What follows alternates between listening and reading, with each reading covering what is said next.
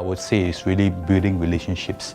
You see, the role of an internal auditor is really knowing what all the people in the organization do. I think it's very important to be able to build a network, build a relationship with anybody, with your teammates, with your head, with your managers, even with your auditees. In order to understand what all these people do so that the internal auditor can do a good job, it's all about building relationships. It helps you to be more effective in executing the work. It's not only just internal audit, I mean like anywhere you go, this is crucial, right? So that the internal auditor, when he or she does a good job, it really is a reflection of that relationship. You can be technically very capable, but if you can't communicate, you can't bring your points across to your auditees and get it accepted, I think whatever you have done, it will go to waste. Integrity. It's important that internal auditors have integrity in their day-to-day life. They need to make sure that the conclusions that they need to communicate to the key executives is done in an appropriate manner.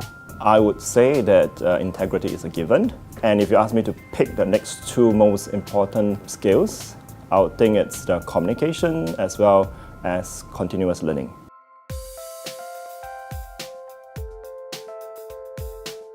I think in the past you would think that somebody that is very inward-looking, very reserved, non-sales kind of person, it's perfect for internal audit role, but I think no longer. Now you need people who are out there to sell, not selling products, but selling internal controls, selling about risk management. I think one of the things that most internal audit functions want, but they don't really say it out loud, is creative thinking.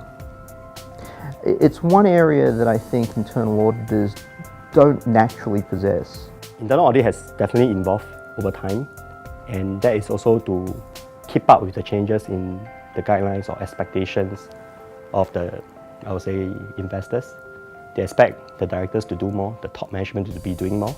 You cannot just sit in a room and do your work heads down. No, those were the internal auditors of the past. Today's internal auditors need to be out there. And the way to sharpen your skill is to go out there, meet the people, talk, understand what their concerns, get feedback from them, and once again, not just in the company, but talk to people outside of the company. Talk to the regulators, talk to your colleagues, talk to fellow members of the IIA. Only then would you have honed that skill in communication. The critical thing is to encourage them to do things that they wouldn't normally do, to help them improve their skills. Technical skills, to be honest, you can easily attain. Non-technical skills are much more difficult to attain because you need to continually practice them with someone else.